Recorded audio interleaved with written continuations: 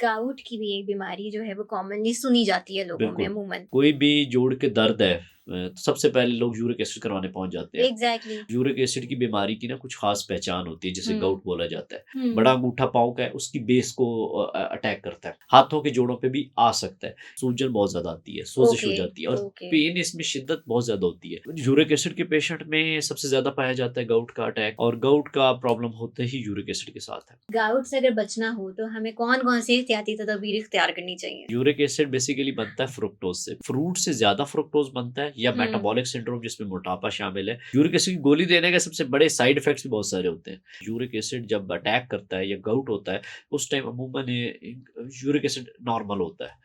Gout की वजह से भी कोई मज़ीद बीमारियाँ या हमारे ऑर्गन्स इफ़ेक्ट तो नहीं होते? हमें सबसे पहले अपने लाइफ़स्टाइल को बेहतर करना चाहिए। गाउट की भी एक बीमारी जो है वो कॉमनली सुनी जाती है लोगों में बिल्कुल। अमूमन। ये क्या होती है? गाउट बेसिकली हमारे यहाँ इसमें भी बहुत सारी मिथ्स पाई जाती हैं। कोई भी जोड़ के दर्द है तो सबसे पहले लोग यूरिक एसिड करवाने पहुँच जाते हैं। एग्ज़ैक्टली। और इसपे भी ये है कि यूरिक एसिड की बीमारी की ना कुछ ख़ास पहचान होती है जिसे हुँ, गाउट बोला जाता है। और हर दर्द को यूरिक एसिड के साथ अटैच करना ये मिसनोमर भी है और ये लाइक मिथ्स भी बहुत सारी पाई जाती है हमारे यहाँ क्योंकि हल्का-सा किसी को इधर खिंचाव आ गया जी मेरा यूरिक एसिड बढ़ गया।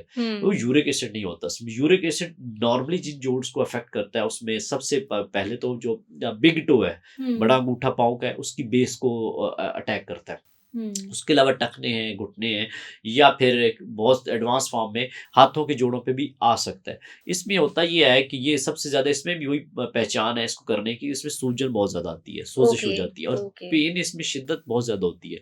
और अमूमन गाउट का अटैक मॉर्निंग के टाइम जब कूल टेम्परेचर होता है, उस टाइम मैक्सिमम होता है और ओके। फुल जोड़ सूजा होगा।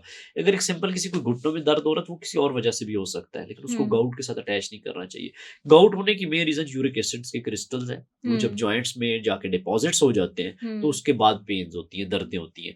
तो उसका ट्रीटमेंट शुरू के टाइम जब अटैक होता है, उस टाइम तो कुछ पेन किलर मेडिकेशंस हैं, वो दी जाती हैं। हुँ। यूरिक एसिड कम करने की मेडिकेशंस उसके बाद दी जाती हैं, लेकिन वो ट्रीटमेंट टेस्ट के बाद देखा जाता है कि क्या ट्रीटमेंट करने की ज़रूरत है। ओके, तो इसके भी सिम्पटम्स जो जैसे आपने बताया कि आपके पाँव के अंगूठे से आपको जब वो सूज ये जाता पाँव के है। अंगूठे से इसकी पहचान होती है। हुँ, इसके अलावा इसमें एडवांस फॉर्म में या कुछ सूरतों में टोफ़ाई एक चीज़ होती है, जो नोड्यूल्स होते हैं, छोटे-छोटे ना ये गिल्टी नुमा चीज़ें हुँ, बन जाती हुँ, हैं। हुँ, वो ब ब उँगलियों पे भी बन सकते हैं और इसमें जो जॉइंट्स हाथों के इन्वॉल्व होते हैं, वो ज़्यादातर डिस्टल इंटरफेरेंजियल जॉइंट्स होते हैं। ये जो एंड वाले जॉइंट्स हैं उँगली के, यानी कि उँगली के 3 जॉइंट्स होते हैं। हुँ, एक सबसे आखिर वाला उसे येस। डिस्टल इंटरफेरेंजियल बोला जाता है, फिर मिडल है और एक सबसे आखिर में। हुँ, तो इसमें सबसे ज़्यादा लास्ट वाले इन्वॉल्व होते हैं और सूजन होती है और उसमें वो छोटी-छोटी येलो कलर की गुठलीनुमा चीज़ें बनती हैं, जिन्हें राइट। हम टोफ़ाई बोलते हैं। ओके, तो वैसे यूरिक एसिड के जो पेशेंट्स हैं, उनमें ही ज़्यादा इसको अमूमन अ, देखा गया है। यूरिक एसिड के पेशेंट में सबसे ज़्यादा पाया जाता है गाउट का अटैक और गाउट का प्रॉब्लम होते ही यूरिक एसिड के साथ है। ओके, लेकिन ओके, हर यूरिक एसिड गाउट नहीं कराता। राइट। अमूमन हमारे यहाँ एक ख़ास लिमिट से यूरिक एसिड के नॉर्मल रेंज में भी हो तो डॉक्टर्स के पेशेंट बेसिकली मेंटल सैटिस्फैक्शन देने के लिए डॉक्टर्स भी ट्रीट करना शुरू हो जाते हैं। हुँ, या उन्हें पता ही नहीं है कि यूरिक एसिड का ट्रीट करना कैसे है।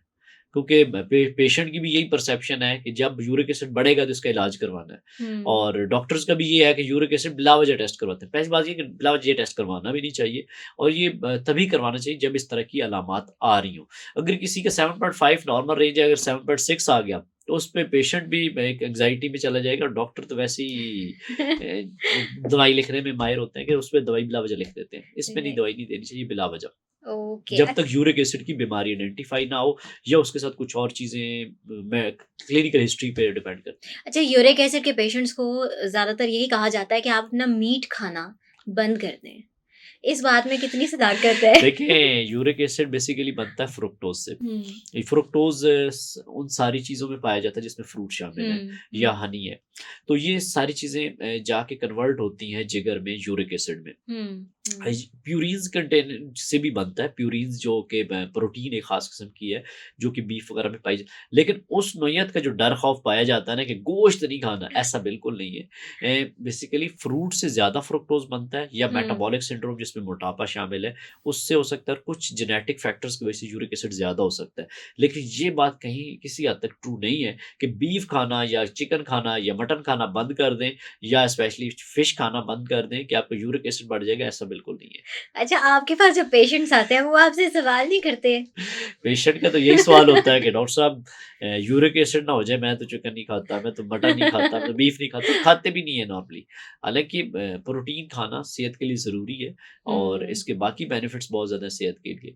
लेकिन यूरिक एसिड वही बात है ना, यूरिक एसिड किसी का 7.8 हो गया, तो उसने गोश्त बंद कर देना, डॉक्टर ने भी बंद कर देना है। क्योंकि हमारे माइंड्स में ऑलरेडी ये पहले से लोगों को इसी तरह टीच किया जाता है बिल्कुल, कि बिल्कुल। आपने मटन नहीं खाना, बीफ नहीं खाना, आपने अंडा नहीं खाना, इससे ये ना हो जाए, उससे वो ना हो जाए। हालाँकि ये चीज़ें सही नहीं है। अच्छा, हम भी सुनी-सुनाई बातों पे ज़्यादा यकीन हो जाता है हमारा। वो डॉक्टर जितना मर्ज़ी एक सेशन में टीच भी कर ले, तो पेशेंट की जो परसेप्शन बन चुकी है पुराने कि ये चीज़ें नहीं खानी, तो डॉक्टर नहीं चेंज कर सकता। अच्छा, मैंने तो अक्सर औकात ऐसा भी सुना है कि किसी बुजुर्ग ने अगर कह दिया कि अच्छा जी, यूरिक एसिड का मसला है, आप गोश्त ना खाएं, तो हाँ। जब उनको बताया जाता है कि डॉक्टर ने हमें कहा है कि हम इतनी मिकदार में खा सकते हैं, मतलब, तो वो आगे से जो हमारी बुजुर्ग खवातीन है वो तो स्पेशली कहती हैं तुम्हारा तो डॉक्टर ही पागल है, बस उसको कुछ वो पता ही नहीं है। बस ये वही बात है ना कि डॉक्टर बेचारा जो आम बैठे हैं ना, मैं बता रहा हूँ कि यूरिक एसिड का ट्रीटमेंट इस तरह नहीं करना चाहिए कि यूरिक एसिड ना एक लिमिट्स है। हम्म। 9 से ऊपर हो, या किसी को गाउट का अटैक हो, या किसी को अपना स्टोन्स मार रहे हो किडनीज में, या इसके अलावा जो टोफाई की बात की, ये कुछ कंडीशन है, तब यूरिक एसिड का इलाज किया जाता है। राइट। इसके अलावा यूरिक एसिड का इलाज नहीं किया जाता या गोलियाँ नहीं दी जाती। यूरिक एसिड की गोली देने के सबसे बड़े साइड इफ़ेक्ट्स भी बहुत सारे होते हैं। बिलावजह मेडिसिन कोई भी नहीं देनी चाहिए जब तक उसकी ज़रूरत नहीं है। राइट। अच्छा, गाउट की तरफ चले हम वापस आते जी। हैं, तो गाउट के लिए जो ट्रीटमेंट होता है वो भी क्या मेडिसिन से ही किया जाता है अ, या उसके लिए भी लाइफस्टाइल मॉडिफिकेशन होती है? देखिए, उसमें हर चीज़ में लाइफ़स्टाइल मॉडिफ़िकेशन फ़र्स्ट नंबर पे है और हम्म। उसके अलावा मेडिसिन की ट्रीटमेंट बाद में आती है। पहले जब किसी को एक्यूट फ्लेयर होता है, एक्यूट अटैक होता है गाउट का, तो उसमें तो यही समझाया जाता है, या उसमें जो मेडिसिन दी जाती है वो सोज़िश कम करने वाली दी जाती है, जिसमें पेन किलर्स भी हैं, स्टीरॉइड भी है, या कुछ नॉन हम्म। इन्फ्लेमेटरी या इन्फ्लेमेटरी मेडिसिन मिला-जुला के दी जाती है। और उसके बाद जब अटैक ख़त्म होता है, तो पेशेंट को यूरिक एसिड कम करने वाली दवाई भी दी जाती है। ओके। इसमें एक मज़े की बात ये होती है कि यूरिक एसिड जब अटैक करता है या गाउट होता है, उस टाइम अमूमन यूरिक एसिड नॉर्मल होता है। ये अच्छा। इसकी साइंस पीछे है कि, लेकिन उसका ट्रीटमेंट ना एटलीस्ट 2 से 3 हफ्ते के बाद फिर हम मेडिसिन के ज़रिए करते हैं और फिर उसको एक ख़ास रेंज में लेके आते हैं और उसके बाद ऑब्ज़र्व करते हैं, फिर आहिस्ता-आहिस्ता मेडिसिन उनकी कम की ये भी जाती है। लॉन्ग टर्म ट्रीटमेंट होता है? ये डिपेंड करता है कि किस लेवल पे कंडीशन के अटैक ऊपर? हुआ है, और कोई भी मेडिसिन दी जाती है, फिर उसको ऑब्ज़र्व किया जाता है कि उसके साथ क्या रिस्पॉन्स आ रहा है। अच्छा, गाउट की वजह से भी कोई मजीद बीमारियां या हमारे ऑर्गन्स इफेक्ट तो नहीं होते? बिल्कुल, गाउट की वजह से यूरिक एसिड अगर किसी का ज़्यादा है, तो उसकी वजह से क्रिस्टल्स बनेंगे। क्रिस्टल्स हम्म। अगर लाइक किडनीज़ में जाएँगे, तो किडनी स्टोन्स करवाएँगे। हम्म। किडनी स्टोन्स फिर आगे किडनी फेलियर की तरफ भी ले जा सकते हैं, और इसके अलावा गाउट बाकी रिस्क बढ़ा देगा, लाइक हार्ट का रिस्क बढ़ा सकता है, फालिज का खुदा न खास्ता रिस्क बढ़ा सकता है। तो इस तरह की बाकी बीमारियाँ, क्योंकि ये मेटाबॉलिक डिज़ीज़ में भी आ जाता है गाउट, तो हम्म। उसकी वजह से भी फिर दूसरी बीमारियों का रिस्क बढ़ सकता अच्छा, है। गाउट से अगर बचना हो तो हमें कौन कौन सी एहतियाती तदाबीर इख्तियार करनी चाहिए? हमें सबसे पहले अपने लाइफ़स्टाइल को बेहतर करना चाहिए। लाइफ़स्टाइल में ये है कि हमें उस जो पहले मैंने डाइट के हवाले से ज़िक्र किया कि वॉक वर्जिश करें, अगर किसी का वेट हम्म। ज़्यादा है तो वेट कम करें।